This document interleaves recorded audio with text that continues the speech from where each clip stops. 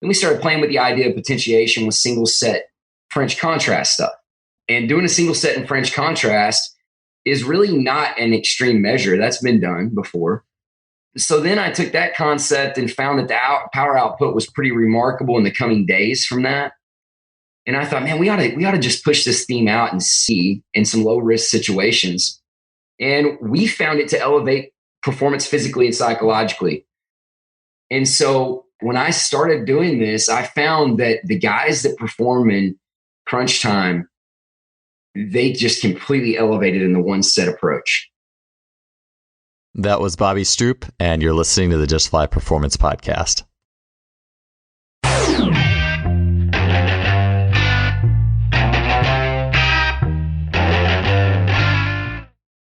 Before we get to the show today, I wanted to mention a really cool item that is available now from our sponsor, simplyfaster.com, in their store. That item is Exogen Premium Wearable Resistance. Exogen is a series of tight-fitting sleeves along with uniquely shaped fusiform weights that strap directly onto those sleeves.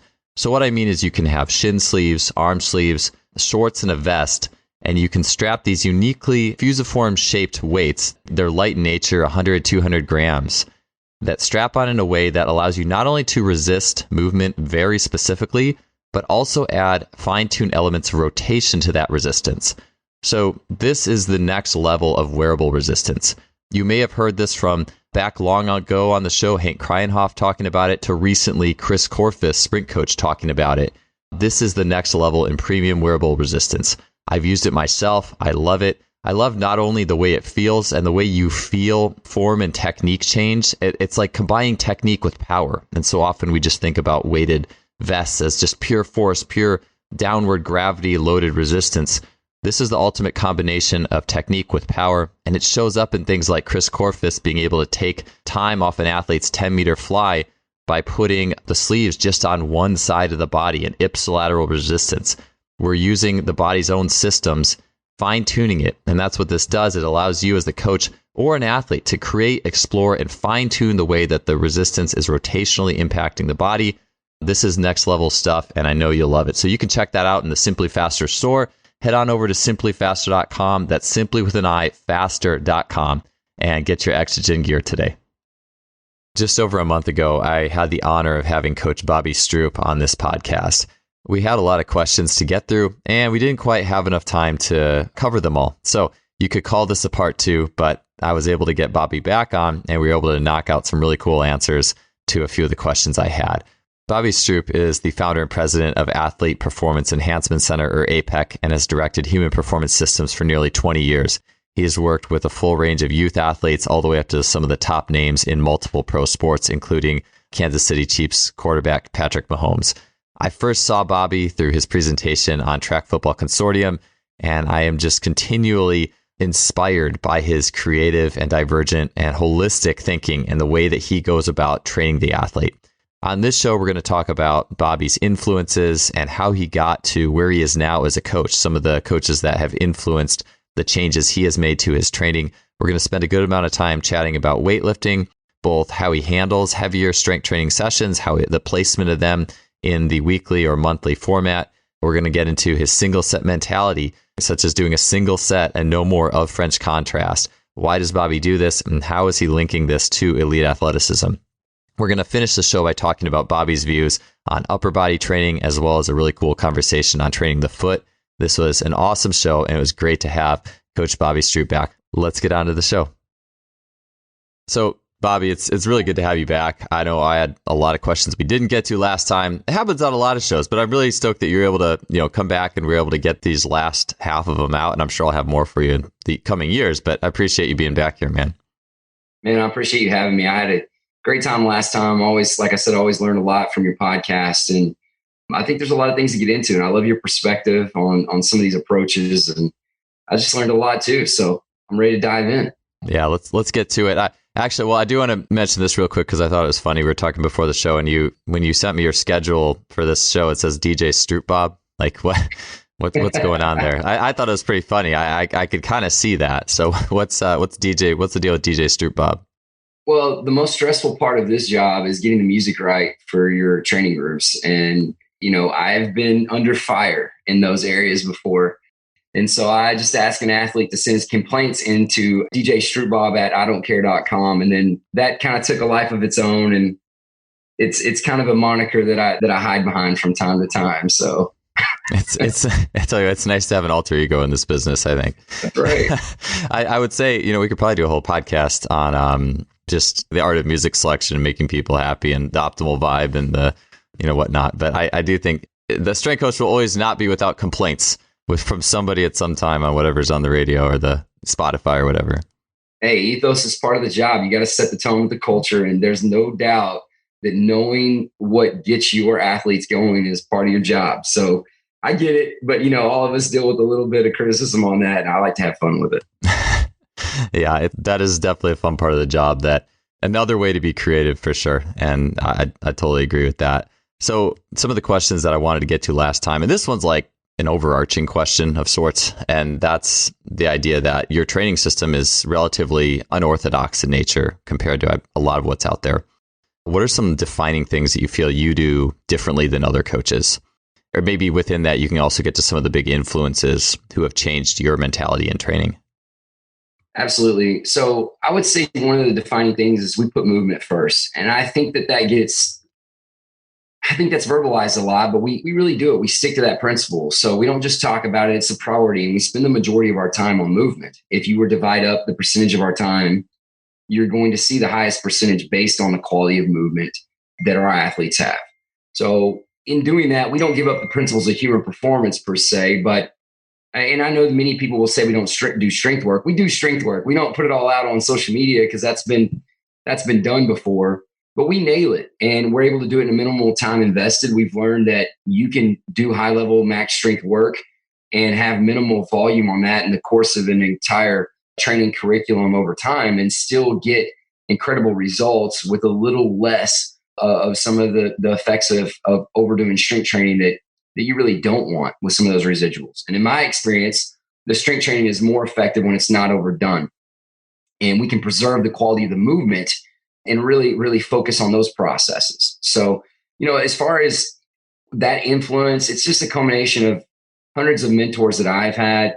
It started with a guy named Tim Powers, who was one of the first speed coaches in the country. And then Dr. Nicholas Romanoff, who was part of the Verkhoshansky and all those methods. And he kind of got pushed out of the Soviet Union and came down and just learned a lot of concepts from him, not necessarily just on the running, but just how to approach the movement of the human body and studying movement with animals and different things like that. And then, of course, there's been a lot of influence from Gary Gray, Vern Gambetta. Jenny Radcliffe is a hero of mine that I've been able to visit and see work. And then you transfer into people like Dan Paff, who are just a legend and a treasure and a resource and just a Hall of Fame human being. And just a ton. There's so many we could spend the whole podcast on that, but there's been a lot of people affect the thought process for sure. I love that you mentioned just like studying animal movement. And as I go through this field and my career and I interact with different coaches, the people who are extremely good at observing and coaching movement will almost always watch animals move at some point.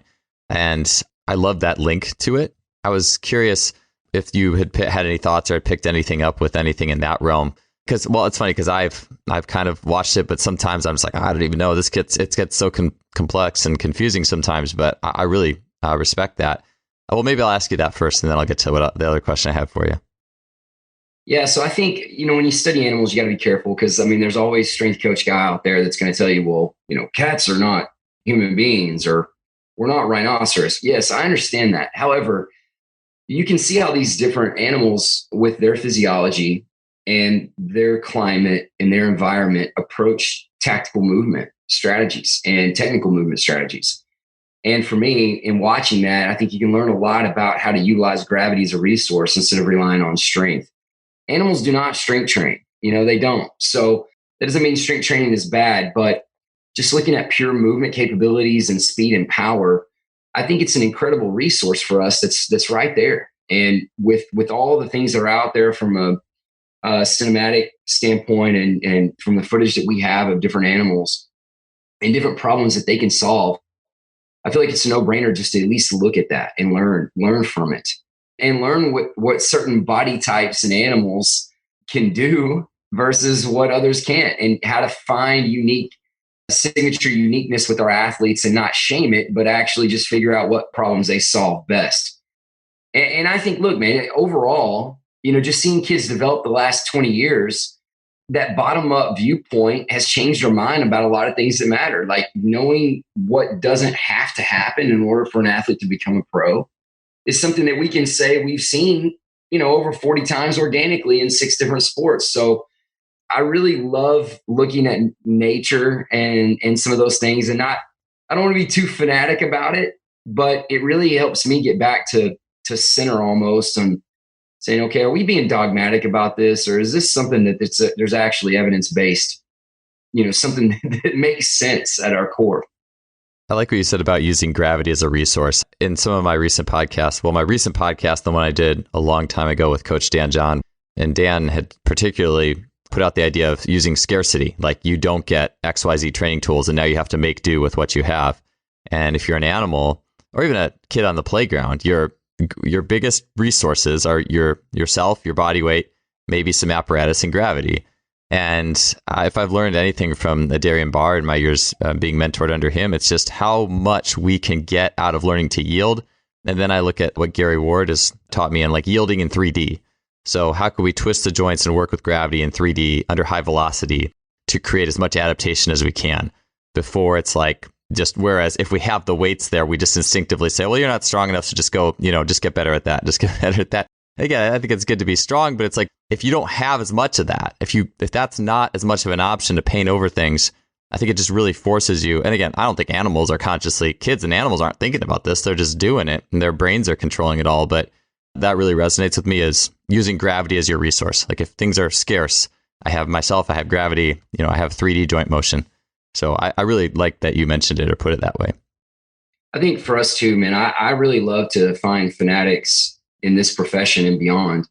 I don't care if it's a sushi chef or, someone that's fanatical about a certain methodology in our profession.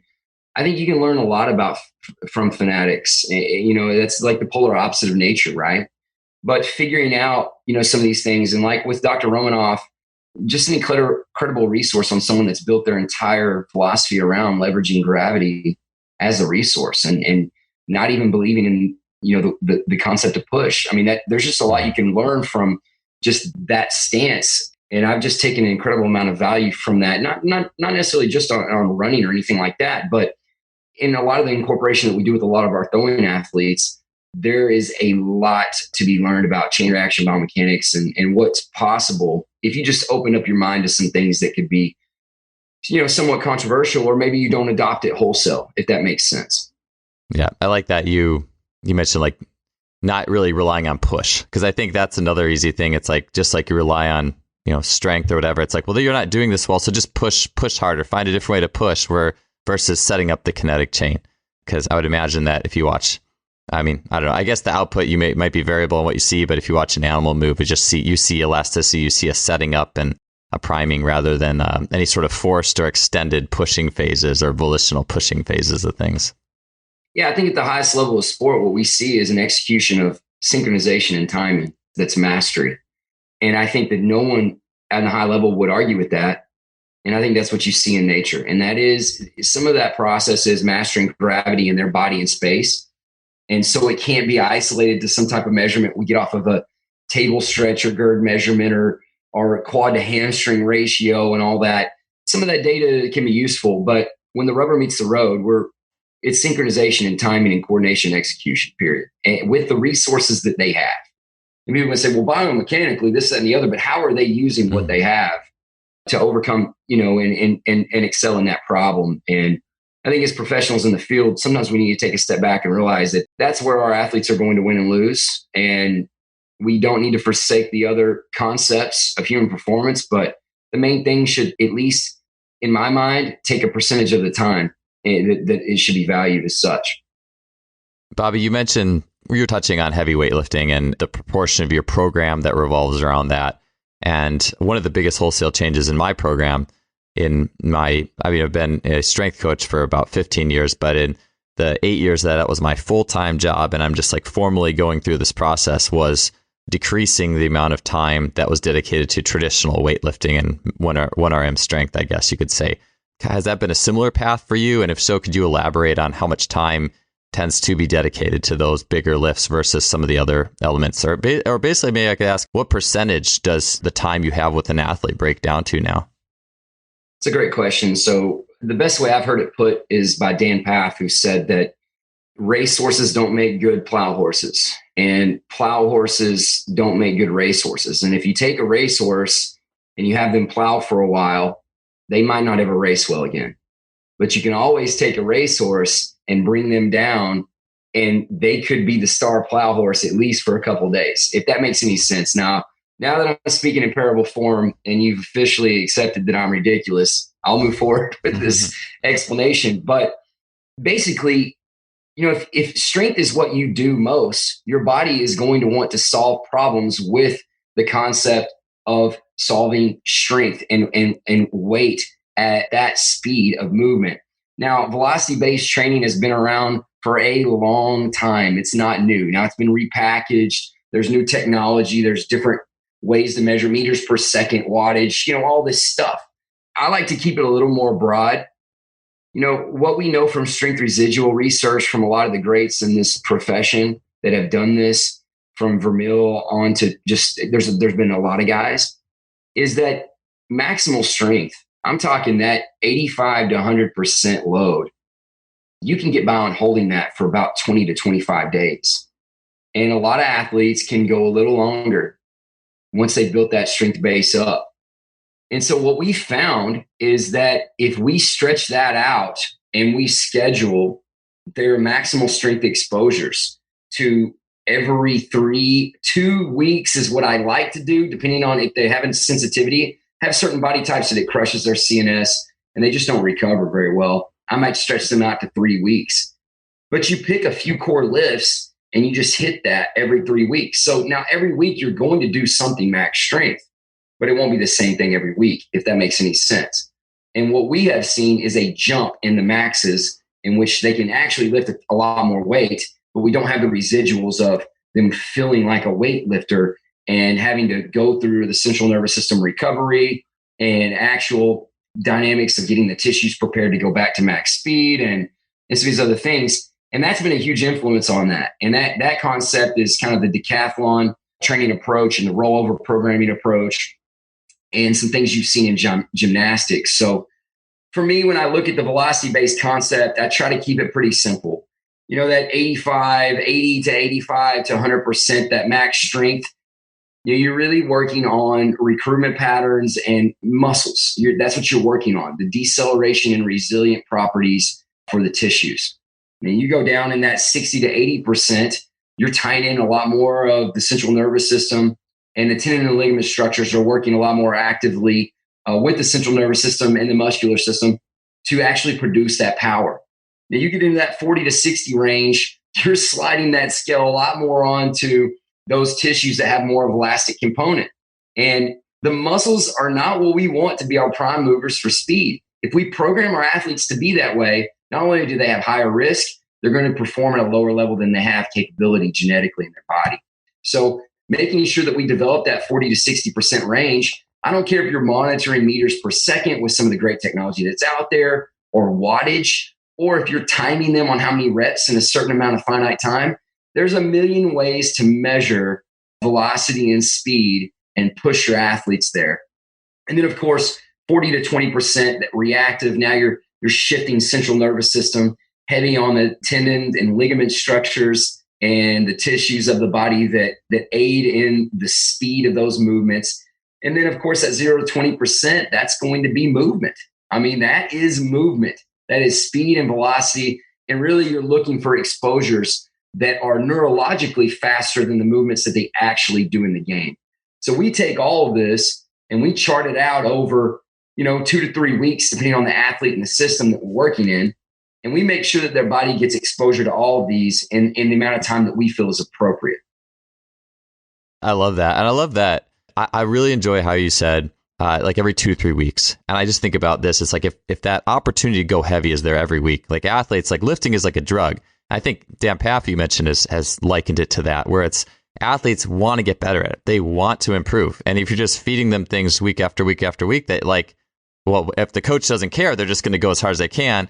What I've done in the past is say, well, just don't go as hard as you can. But a lot of athletes don't want to do that. They want to improve. They want to find something to get better at. I just had Stephen Kotler on recently talking about flow states, and there's like this kind of 4% sweet spot where it's like, look, an athlete, they sometimes are going to want to improve more than 4%, but that 4% improvement's that sweet spot. And it's like, if you are giving an athlete a chance to lift heavy every week, they're going to want to go for that every week. But the changes that you're going to get over time might not be that good if that's what your strategy is. You're going to turn more into a plow horse. So I love that idea of just, hey, every 2 to 3, not every week or not twice a week, but every 2 to 3, you're going to get this chance so we can maintain that balance of structures. I just think that is a brilliant and a well-balanced approach to giving athletes, like when they do get it, they can get after it. It can be more meaningful. They can hit that 4% or whatever improvement. But I just think that's a good sweet spot, man. I appreciate that. And I think, look, I understand that the fascination with weightlifting is, especially in our profession and in the private sector too, it's like a lot of trainers want to be able to tell a dad or a mom, like, oh my gosh, look, he's gone up 40 pounds in his chained, deadlift, whatever, a banded, he's gone up to 1.4 meters a second on it. It's like, I get it. Okay. But we have to understand that objective measures are just a part of this. And we have to figure out a way to make it not just about strength training and finite type of things and movements that are not dynamic enough to actually improve sport directly. And so you need those things, but you can't, well, it's difficult because parents take it like candy. It's like, oh my gosh, look at this. This is proof. And it's like, well, this is kind of the easiest thing to do. I mean, here's some other things that we track. Because like you said, you want to dangle that carrot, and it is a drug to see improvement. But acceleration 10s, fly 10s, woodway sprints, bat speed, even bat swing speed, even for non-baseball players, it's spine capability, spinal engine, Versa Climber 10-second sprints meter per second, seated max power row, max power lifts, max power chops, glute bridge 5-second holds, power squats. I mean, approach max vertical, counter movement vertical, non-counter movement. I try to find a way to measure at least one thing a day that I get athletes, and we ham it up, man. I got a WWE wrestling belt, and if they're the top on whatever we measure, they wear it, man. They wear it the rest of the day. I think you got to find a way to gamify it. And also it can't just be for the little fast guys. There's got to be tests that are tilted more towards different attributes you want the whole team to develop. And I know I'm getting into, I'm kind of spilling over to some different concepts, but that's kind of how we approach it, is trying to find a way to get them into what we're doing, even if it's not the attribute that they hang their hat on, if you will. Yeah, I like that. I like that gamifying. I was actually thinking as you were talking too, about 5 years ago, probably the biggest shift 5 or 6 years ago I had made, or a big shift in my own coaching, was to go get away from just straight 7-day cycles and get into a 14-day cycle where every Friday was more the lifting, the heavier lifting day, but every other it would be strength. So it'd be power strength. So at least every 14 days you aren't going pretty good. But I like what you mentioned about the 21. So it's like even that athlete who might be super elastic and might get fried out a little more, pushing them to every 3 weeks. I hadn't thought about that. So that's something I'm going to make sure I take notes on and look at my own programming. I would use caution with that one. I mean, where we started doing that is when I had kids that we'd lift heavy and they just looked terrible for about 10 days. And I'm like, my gosh, I can't have that. I just can't have that. So then that's when we started stretching out. You'll know pretty quickly with those Greyhound body types. I mean, it's just like I've had a couple pitchers that were relievers and running backs it was so extreme that they would just it was like clockwork. Oh, groin tightness, lower back tightness is going to happen for the next 4 to 8 days after we pin them out. And they were really proficient lifters, like really good. So I just said, you know what, I'm going to quit trying to be dogmatic about this. And we tried it with those individuals, and it was widely effective for them. That's good stuff. So with the lifting, still on the lifting train, but maybe this would be the opposite end of it. I know you've talked about Doc Yessis 1x20 single set, which that's what your TFC presentation, which was awesome, was all about. Tell me about 1x20 dock system, single set stuff. Where has that all came into your work? Well, the single set mentality, originally came from a logistical situation with us, with power development to speed, and kind of the situation we get put in with with facilities management or being somewhere else that you don't own or work and whatever. Then we started playing with the idea of potentiation with single set French contrast stuff. And doing a single set in French contrast is really not an extreme measure. That's been done before. So then I took that concept and found that the power output was pretty remarkable in the coming days from that. And I thought, man, we ought to just push this theme out and see in some low risk situations. And we found it to elevate performance physically and psychologically. And what we started seeing is that our guys that were top performers that really can access that flow state, they go there. When I give them one set, they do not like that feeling of not being able to practice makes perfect, if that makes sense. And so when I started doing this, I found that the guys that perform in crunch time, they just completely elevated in the one set approach. And the guys that we had seen not necessarily be themselves in those situations, they shrunk in the one set too and underperformed. And so we identified it as, you know what, this is a way to kind of attack a lot of different things. So we look at it as a psychological and physiological opportunity to not put pressure on them, but put them in a situation that's realistic to sport and make them perform at a level that is competition with their peers. So, if we're doing miles per hour on swings, there's going to be a champion from right to left and left to right. And I don't care what you do. I don't care if you're a quarterback or what you are. If it's spinal engine work, somebody's going to be the king. And you get one shot, no redos, no warm-up swings. And we have just seen there to be a great benefit from that. And, the backdrop of it initially was an in-season training for baseball and in gymnastics. And I have since then applied this to NBA and NFL concepts and consulting. And it's been so much fun to integrate this and play with it, because I think we're out there on an island that I don't know if people have done a lot. And it's, Dr. Yeses with the 1x20 is one thing. But I mean, I've done 1x3 before. I've done 1x1, and it's a heck of a lot of fun. I can tell you that. Yeah, the single shot thing, treating it more of 1x20, I think it is a single shot, but it's also more efficient, longer. It's a different stimuli. I think that's maybe a slightly different ballpark versus the mentality of you get one shot at this. I remember reading maybe 3-4 years ago, someone wrote an article on how they revolutionized their track and field 4x100 relay team by only letting people have like 2 attempts at a handoff in practice. Most times you go to a track practice and it's going to be just keep going till you get it, keep going till you get it. And I mean, that now on a level, I think that's okay, maybe in early learning stages and whatever. But at the end of the day, who do you think's going to get the better handoff? The person who under the gun, you get one chance today and that's it, like who can do it, versus the person who, because it just makes total sense. And I like how you've ported that over into everything. I wish I could go back in time for myself as an athlete, because I was the opposite of that. I was I'm going to shoot around till I get this shot. And by myself and with no one guarding me even. I think that's the reason. That was a huge hang up for me in my own conversion to sport, is everything was, I'm going to make myself a better athlete. Sure, that's great. But it was through like all this calculation and it was an expanded training regime. It was not crunch time single set stuff. And that was where I would oftentimes really struggle once the pressure and everything was on in the game. And so I really appreciate that mentality. It takes me to like Christian Thibodeau and his neurotyping ideologies.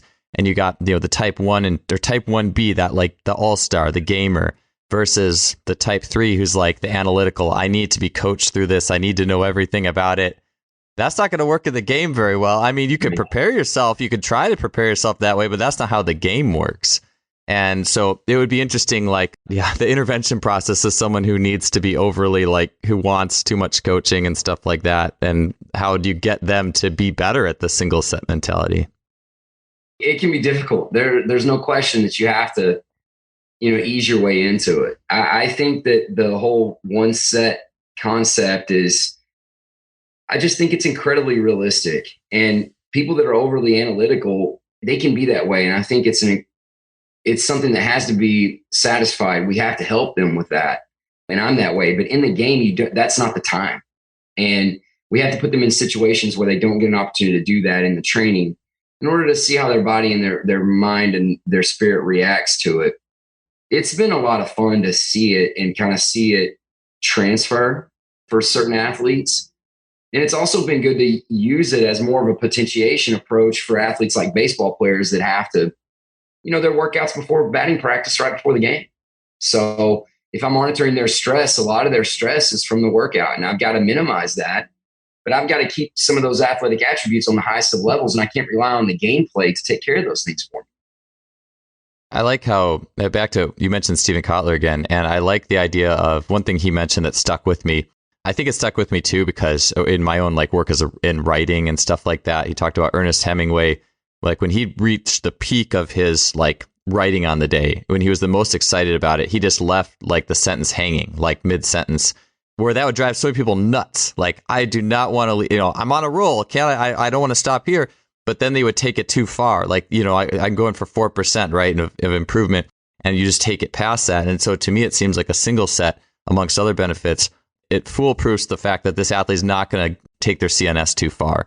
They are not going to overtrain that element, and they're always going to want more. They're like, oh, come on, coach, can't I have another shot? Or it almost seems like that could be a thing too. I think about Bondarchuk or high frequency or factorization in the DB Hammer universe, where you're going almost every day or training every day. Maybe that's something there that would allow you to do that if you're really trying to compress and work on one skill. All right, come back tomorrow. You can get your one chance tomorrow.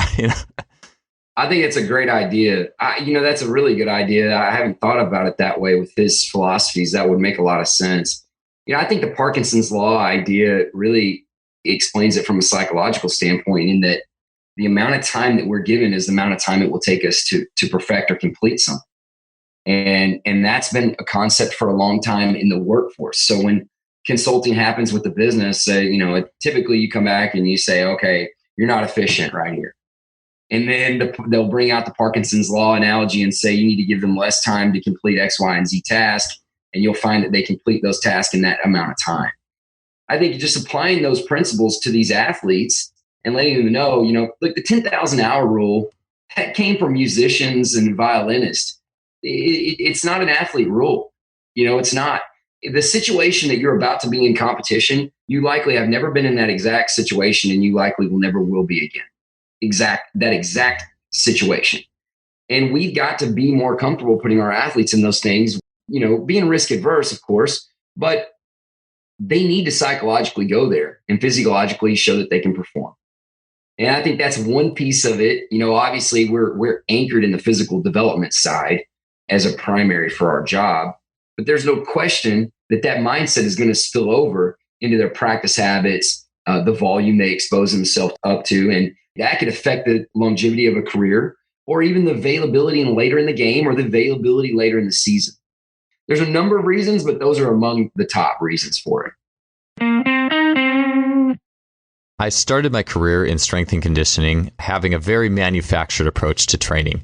You're going to do this many sets and reps of this exercise. You're going to do it like this. You're going to do this movement prep first and everything with that. And over 8 years of time as a full-time strength coach, I slowly shifted into a more athlete-centered organic approach, where athletes had more options on how to do things. They could express themselves. They could move with flow. We did more gymnastics. We did more games. We did more organic learning. I will never turn back on that. Along the same lines, I've gotten into a more organic approach of supplementation, moving away from caffeine-heavy pre-workouts into herbs such as Shilajit, which you may have heard mentioned by guests on this show in the past as being awesome for strength and vitality. That's why I'm proud to partner with two-time previous guest on this show, Logan Christopher, and his company, Lost Empire Herbs. If you want to check out some of the herbs that have led me into becoming a stronger and more vital human being, ones that I use personally, you can head to lostempireherbs.com/justfly. You can get 15% off your order there, as well as get a 365-day money-back guarantee. Again, to get 15% off your order with Lost Empire Herbs and see my top recommended herbs that I use personally, head to lostempireherbs.com/justfly. All right, let's get on back to the show. With you mentioned we're in the physical sphere, but it seems like that type of single set mentality obviously benefits to French contrast, things like that. But the more, it seems like the more skill based you can get, like the team doing the relay handoffs, or the more coordinated it could be, the more game like, then the more that'll just transfer over too. I mean, how do you try to infuse situations that are more sports specific or replicate those kind of tasks in that, as opposed to just more, I guess you could say, raw physical outputs? I think we got to be careful in honoring our sport coaches that we partner with. It takes a village to develop a high performer, and it takes a village of people that are coordinated on some level, even if they don't have a relationship. And I think that, you got to be careful of putting them in too specific of a sport type of situation. I like to a lot of times push as far away from that as possible so I can get more of an authentic type of response. But, if I have Trevor or Patrick, let's say with Trevor and I'm practicing fielding, I may have him turn his back, and on the crack of a bat, he's got to turn and field the ball. And I've got it targeted in a direction, and he gets one shot at that exact situation. And I don't let him go back regardless of, the outcome. Or making him set up in a different position, different than his batting stance, and making him solve the problem from there. Different things like that. I think we've just got to look at this thing from the standpoint holistically of what we're trying to affect. But with most athletes, I stay far away from skill acquisition type of movements unless I have a relationship with them that I feel comfortable going there. And I'm aligned with the staff and the technique and what they want. And I'm holding them accountable on some regard in those things.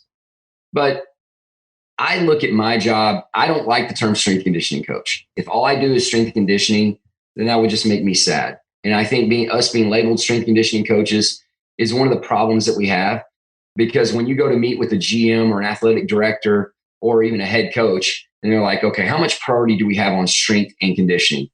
Well, probably not much, because those two attributes don't affect every play and they don't affect the culture of everything else. What I look at is that we affect performance on a high level. I think people in our position should be valued as assistant head coaches, should be valued as assistant athletic directors. And I'll tell you why.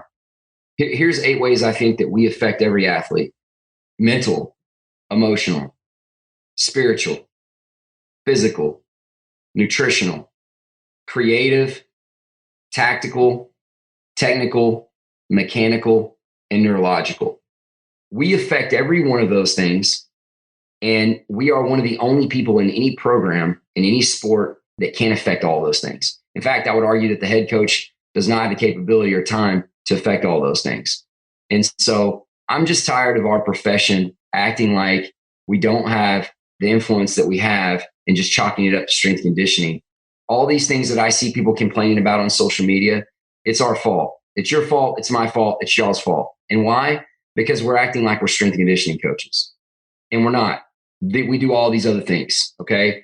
What did I name off? Mental, emotional, spiritual, physical, nutritional, creative, tactical, technical, mechanical, neurological. That's 10 things. And that isn't even the beginning of it. And so we've got to start making sure that our influence is a lot more holistic.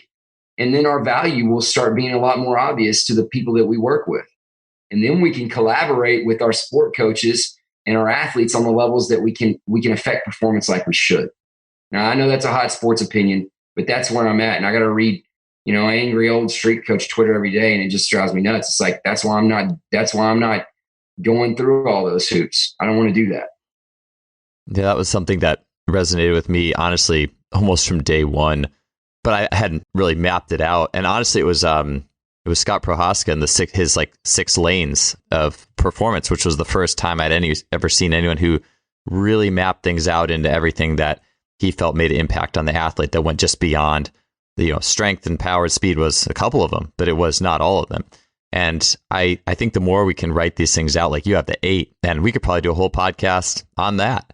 And I would say one of the things that didn't resonate me from the beginning was, like, in my early internships, was, man, all I can do here is improve a 1 rep max or something. At least this is the way it's portrayed to me. I coach lifts, I teach lifts, I improve 1 rep maxes. Something is in my spirit didn't feel like didn't feel complete about that, if that makes sense. There's got to be more to this. And I think that the early mentors that I had when I was in my early 20s, they just weren't, I think, holistic to the point that I was able to really see what was beyond. As I grew in the field, I was able to start to see more of those things. And it's been a blessing for me to see people like yourself and Scott, like, actually categorize them. Like, someone needs to, because like you said, it's like the more we have this map, the more that we can connect with other coaches with the same things in mind, rather than it kind of being this, I mean, I think good coaches, good organizations have it, like they get it. But the more we can map these things out, I think it always helps, because sometimes it can be difficult to really pinpoint, okay, this athlete, needs help really specifically here, and here's how we're going to do it, and here's my sphere of influence. And knowing you have that sphere of influence too, like knowing as a strength coach, yes, it is more than just this. I also have the opportunity to impact athletes in a lot of ways. And I think that we could do a whole podcast on that. I really love that. I will definitely be writing that one down. Well, I appreciate that. Look, there's so much to do when it comes to an athlete and their approach and how you can help them. And I think that all of us have an idea of some coaches we think are bad coaches that are associated with high level performers, right? I think without saying and mentioning names, there's a lot of people that a lot of the profession will frown on. So this is the way I look at it: is I don't care if it's a quarterback coach or a footwork coach or a strength and conditioning coach or a speed coach. Why are they having some correlation with success with athletes? I'm not talking about dropping in for 2 sessions and putting them on all their social media stuff. I'm talking about people that are truly with them in their development. And for a fact that they don't have a scientific basis in some of their training. Well, the way I look at it is they have to be good at some of these things. Maybe they're good at the mental, emotional, spiritual pin. Maybe they're good at the creative approach pin, or the tactical, like how do you approach the game with your body, or the technical, how do you move your specific body, or the mechanical of breaking up the biomechanics, or the neurological, electrical. Those coaches are successful because there is something they're doing right. Very few of us are hitting every one of these pins. None of us are hitting all these pins perfect, unless we have a collaborative team from head coach across the AT, down to the culture of the actual office with the people that work there and all these things. So I guess what I'm saying is we've got to try to find some value in people in our profession that maybe we don't agree with, and figure out what part of this are they doing right, and then complete our circles and complete our sphere, if you will, as far as what are the levels we can actually benefit an athlete in the ways and expand our ability and our approach. And I think that's the future, in my opinion, of health, performance, and player development as an umbrella. And I think that's the way it needs to be looked at. And I'm so tired of strength conditioning as the title. It's powerful, man. I almost feel bad having to ask you a question not about that. Oh, come on, man. That's good. It's good stuff. Like, because I want to get to upper body training and stuff like that. But we'll have to come back and talk about that and digging into those 8. Because it just, to me, that is so empowering to a sports performance. I guess you call it strength conditioning. I always kind of wonder what to call this industry. People who work with athletes on a holistic level. Okay, now come up with some names. Right.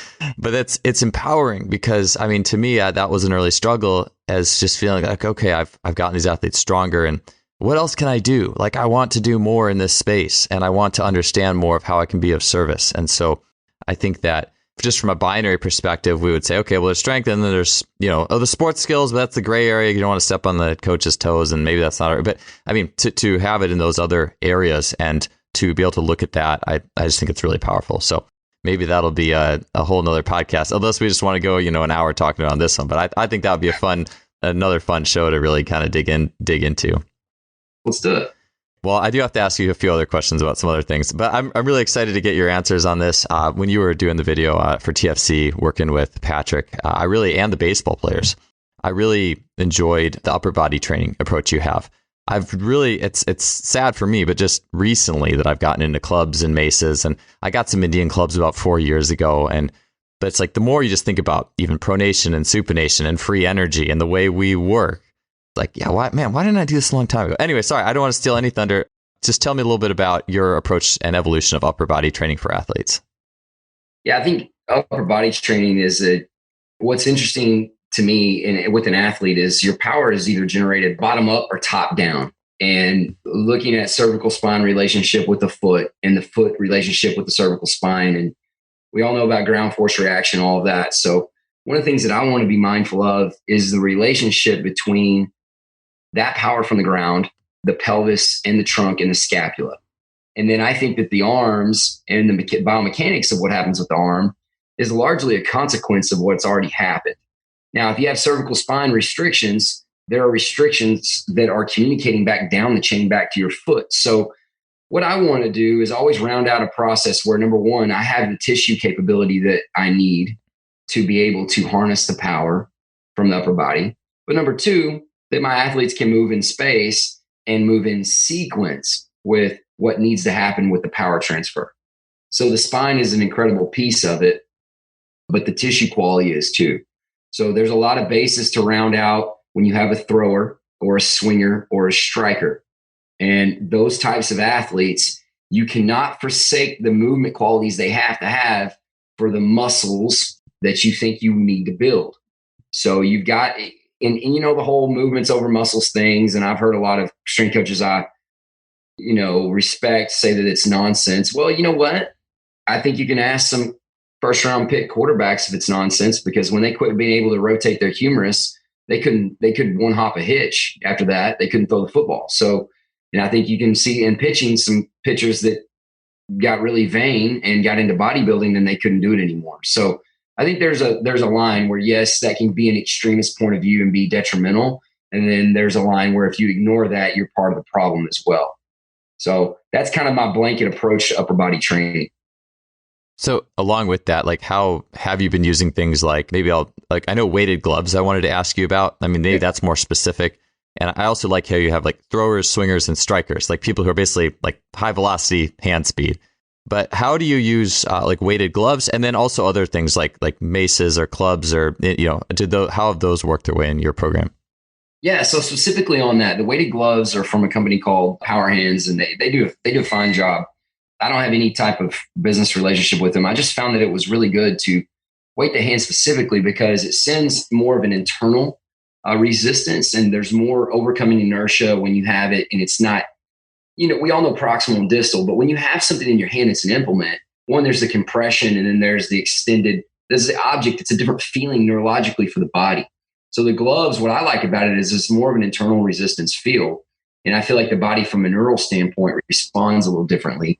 And I just like to use it because it's incredibly convenient. I mean, there's field court and, athletes that, they're going to try to skip out on the weight room when they can. You bring those gloves out there and you get an opportunity to do some training on the field or the court, and they don't know what they got in. But you put 35 pounds on each hand, you're doing some strength training. So shoulder girdle work, swings, different things for range of motion. It's really good. We like to use them in the warm-ups and in the cool downs or indoor conditioning. And also just if I have an athlete that I just need to make them more aware of what they're doing with their upper body and a speed standpoint, or maybe I feel like their thoracic spine isn't working well and we're doing a speed workout.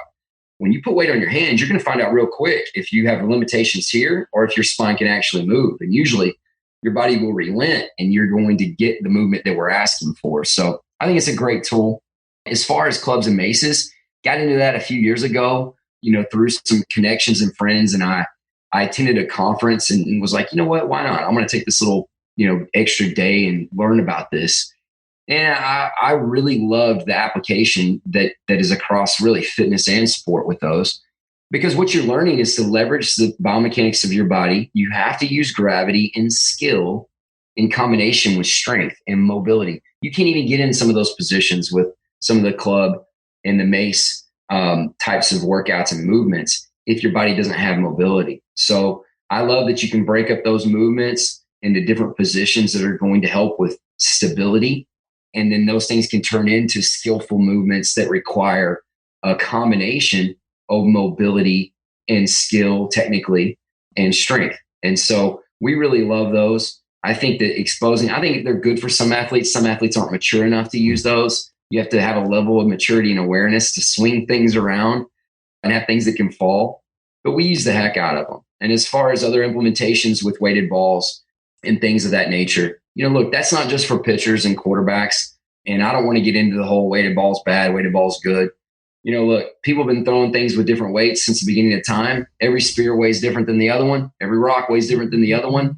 So some of y'all are a little ridiculous on your logic to, your absolute thought on it's bad or good.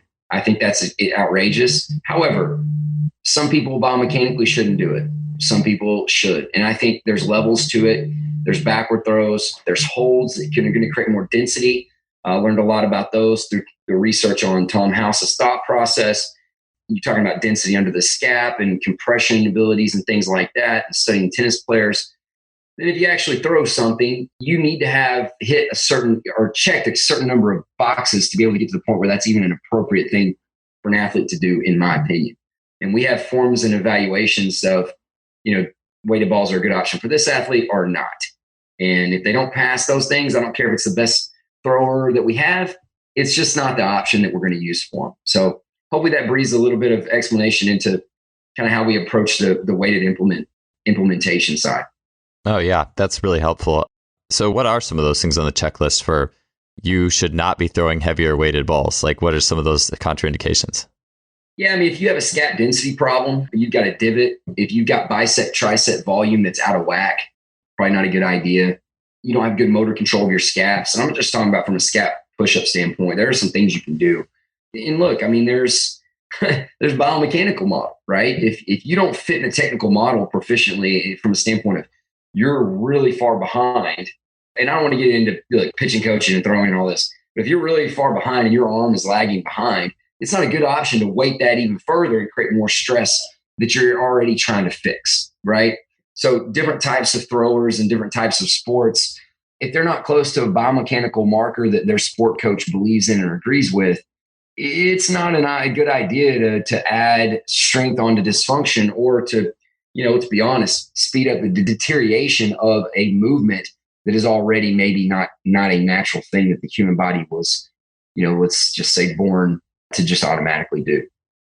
Yeah, that makes sense. I like what you said about we grew up. I mean, I watched my son at the river, and he throws, is just trying to throw all sorts of different rocks. Like, is it really their one set rock? Sometimes they'll try to throw one that's a little too heavy. I'm like, okay, maybe you don't want to try to throw that one, but it puts your elbow in a weird position. I mean, he'll figure it out. The kids are resilient. It's not like it needs me even probably there to say that. You try to throw a rock that's too heavy and you figure out pretty quick that your arm shouldn't go that way. But I love that illustration you said. Like, we become robust by exploration, and just like how parkour is good for a lot of things, just exploring and movement I think is pretty similar. And so I'm glad you brought that up.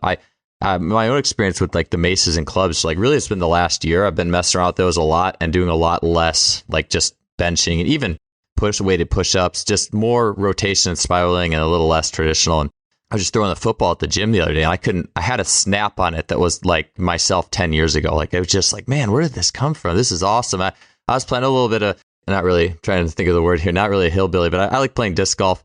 And from time to time, once a year, and last time I played too, I couldn't believe how far that thing was going. Just that, I guess it's like a reverse swing or something like that. That motion too was really a lot more powerful. So I felt I'll have to try the weighted gloves though. You said those are 3 to 5 pounds, or what is the weight on those? It depends on the sizes you get, but I think there's different ranges in sport targets as well. So, doing those with slow motion move, if you want to be really, really technical and mechanical about something, you can do really slow motion skill acquisition stuff and hardwire those things neurologically. There's just a lot of cool things you can apply with that. Now, I will go ahead and say this so no one gets me in trouble. Do not put these gloves on and go throw a bullpen or do a practice throwing. You do not do the actual skill with the gloves on. Do not get me in trouble. And I'm also not saying that these gloves are something that replace bungees or dumbbell routines that have also been proven to be very therapeutic. I think your body needs exposure to different types of resistance, internal, external, distal, proximal. There's a lot of ways you can expose a shoulder girdle and the spine to implementations. And I think variation is your friend when it comes to those things. Yeah, if I can maybe get some videos from you on some of the different movements, I'd be curious what those are. I think I saw Patrick doing some in your presentation, but I'd be curious to get a few for video just because if it's not obviously you don't want to throw a baseball with a 3-prong, that would probably not work. Please don't do that. Yeah. Please don't do that. So, all right. So hands, I think training the hands fits with training the feet. So I do want to get into train the foot a little bit before our time is done. And one of the things that interests me, well, a lot of things intrigue me about your approach to train the feet, but you mentioned calcaneal eversion. Tell me some of the things, the basic foot functions that you want to see an athlete do before you really start elevating the foot training and everything else that's happening. Well, before we do that, let's just get this out of the way. Okay. Obviously, I am responsible for Patrick's injury. Everyone has reminded me of that. So So you're getting advice from someone that has been labeled as messing up his foot. Not and not to bring light to that, but there is a lot to train in the foot. There's a lot of things that you have to be responsible for. And I think, attrition injuries and things that happen in the feet are definitely our responsibility. When things happen acutely and there's contact injuries and there's things that can happen, there's just a lot of complexity in there, right? And of course I was joking about the former, but I think, when you look at the foot, it's complex. There's 26 bones.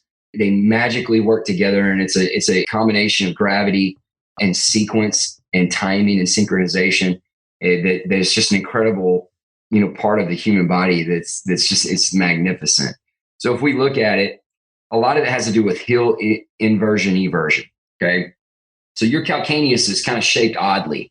It's not an actual circle. It's offset a little bit, and it's made to be offset so that it can shift. So your heel, and that's why parents will annoy me with the whole, well, they're flat-footed and we need to fix it. Well, if you don't want to fix that, because they're going to go through the formation of how that calcaneus is supposed to be formed. That's part of the human development process. Well, when your foot hits the ground, or even if it doesn't, there should be a shifting of the calcaneus. It should evert. That means slide out. When it slides out, the talus should drop in. So you have your subtalar joint, and your talus should drop down and in. When that does happen, your metatarsal joint, a lot of those bones that were mentioned, are going to loosen so that you can have force absorption. Now, that force absorption is meant so that your body can start to utilize gravity as a resource and move across the foot. Now, at the same time that is happening, the tibia is rotating, and it's going to rotate internally. When that happens, your posterior, first your Achilles and all those soft tissues start to begin a stretch. Then your soleus is activated. Your hamstring is attached to the fibular head. So then the femur starts to rotating internally. And then as your body is absorbing all that force with the foot, and your hip moves over the foot, now that calcaneus is going to do what? It's going to invert. Once it inverts, now the metatarsal joint locks. So this is where you talk about the foot having pressure around that outside ridge. And that outside ridge is going to create tension all the way up the body to where you can get that extension naturally. Now, when that happens, instead of internally rotating with the tibia and the femur, now they externally rotate. When your body moves across the foot, they externally rotate, and then that's where everyone gets the glute activation. Well, yeah, the hamstrings pull the knee back, and then the glute is going to help with the extension of the hip. And that is a 30,000 foot view on, how the foot kind of works. And the problem with that is if you isolate the foot and look at it, statically on a table or on some kind of balance board, or, I've been targeted by a group that's big on this slant board, and it's like, you got to get people in this position. It's like, okay, well, when you move, it's a little more dynamic than that. And let's just say, for instance, that an athlete has had trauma where they've had fractures in their feet or broken ankles. That process I just explained can happen a million different ways. And 1 million out of 1 million could be inappropriate biomechanics, but it's the biomechanics they've got. And the example I'll give you is this. If an athlete has scoliosis, you can't exactly be hard on them about what their RDL looks like. You got a problem, and I don't care what Twitter coach in the world is out there, you're not going to fix that problem, bud. And then I'll go back to the foot and ankle stuff. You got that. It's just the same. It's like if you're driving a speedboat down the ocean or across the ocean, and there's a lighthouse in your way, well, you can say, I should be able to go fast right through this all you want. You better go around that lighthouse. You're going to smash right into it. Same thing with some of the physiology. So we got to be really careful trying to Twitter beat people that we don't think their athletes have good biomechanics, because we don't know what's in there. We don't know what's on with the shirts off or when the socks are off. We don't know what's in there. So we got to be careful in attacking people. There's so much you can do with the foot. And it starts with understanding that physiology dictates technique, not the other way around. And yes, there's neurological things you can do and you should do. But you got to know that some things present different issues. So when would you make the decision to say, okay, like an athlete's calcaneus doesn't appear to be everting or sliding over? Are you using like wedges to help create space? Like what's your strategy for starting at that link? Well, we like to set them in positions and do drivers to try to get their body to make those alignments authentically. So let's say someone's not loading on the outside of their foot very well. You put them in position. We do a lot where we try to get their shoelaces down and get people to load in kind of spiral formations and all those things that we've been doing for years. But that doesn't fix your problems. You get them in a position, you try to do different drivers that help you see their loading patterns. But then you go back and you look at their physiology and, no matter, even if it's bad, look, here's the deal. An athlete, you may want them here. Okay. You may want them here. They may be performing here. They may have started with you way back here, but Twitter coach is only concerned that you're not getting them here. So you're a bad coach. Here's the problem is, even if they're bad, you got to try to push that line. And so that's why some athletes require daily maintenance on these things. And our athletic training staffs are so valuable. And some of these people that are part of these teams are so valuable.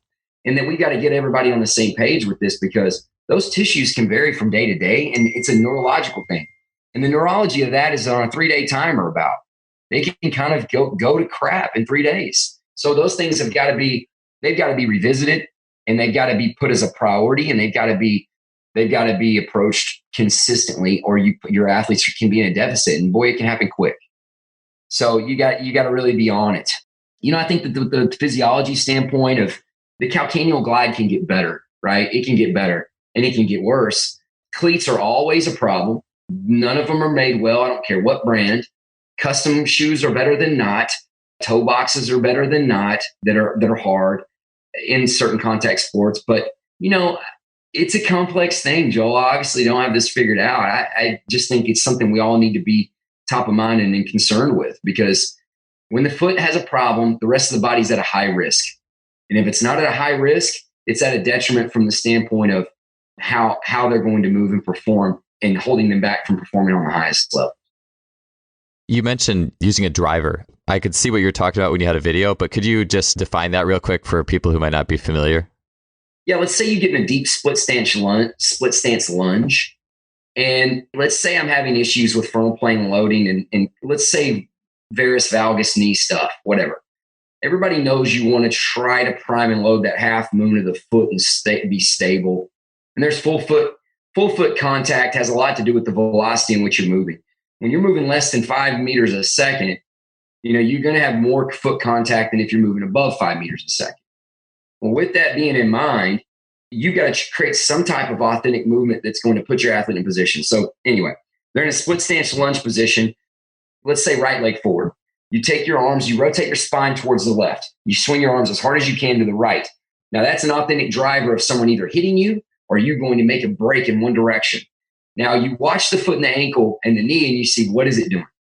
Well, if you see a loading pattern that's not good, that's probably more realistic to what you're going to see in the game when they try to solve a problem, rather than putting them on some kind of slant board or doing some kind of witchcraft drill and saying, well, we're hardwiring. Well, no, you're hardwiring them to do that. You don't really know. So I think that there is ways to use those phases authentically. And then obviously you can do more high risk things like having them go solve problems in space. So we do a combination of a lot of those.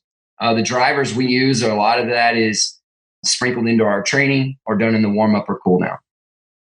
Cool. Yeah, I know when I saw you first talk about that, I was like, oh, that makes sense. Like in the sense of, I remember even just like a lateral leg swing against the wall, the leg swinging is a driver for the leg that's planted, or an ankle. Absolutely. Yeah. One of my favorite ones is just doing like standing hip circles where you're standing on one leg and then the other leg is just doing circles in the air in different positions. And that gets my intrinsic foot muscles way more than just standing on that leg with, just the other one held up in space or something. So when you said that as a driver, I'm like, oh, that I knew there's a term for that. Like that makes sense. And then how you're using it integrated with, I was just thinking about the foot. Like I hadn't really thought about it beyond the foot. So I like that, the lunge example and being more integrated and just using perturbation. I think when we think about perturbation a lot too, it's like, bouncing off a physio ball or something like it. No, it's like, it's actually more simple than that. So I like that example. Gary Gray and David Taberio introduced me to the concepts of drivers, and it's incredibly complex and a deep rabbit hole, but it's brilliant. It's brilliant. And it's something that anybody can do it. You don't need equipment. You can do it. Yeah. It's a good concept that I think you could take. I mean, again, these podcasts will be awesome if it was all like, live video and we had a lot of these, full instructions. I know we can get some stuff in the show notes, but really just, I mean, again, every time I talk to you, Bobby, this is like game-changing stuff. So much stuff to play and experiment with, and to see real-time how this is impacting an athlete and how it transfers to the game. So it's always good talking to you, man. I had one more question, but I know it would take us a long, it'd be a big one. So I'm just going to leave it there. Hands and feet's a good one to finish on. But thank you so much for your time today, man. I love talking to you, and your approach to training athletes has helped me a ton. So I'll be definitely messing around with this stuff in my own training, and I appreciate your time. Joel, it means a lot, man. I always love coming on, and I love learning from your podcast. And looks like we got to tee up that part 3. Let's get it done. We do. Yep. I'll start the questions now, so we'll get it done, man. I'll be happy to have you back. So thanks again, Bobby. Thanks, brother. Appreciate you having me.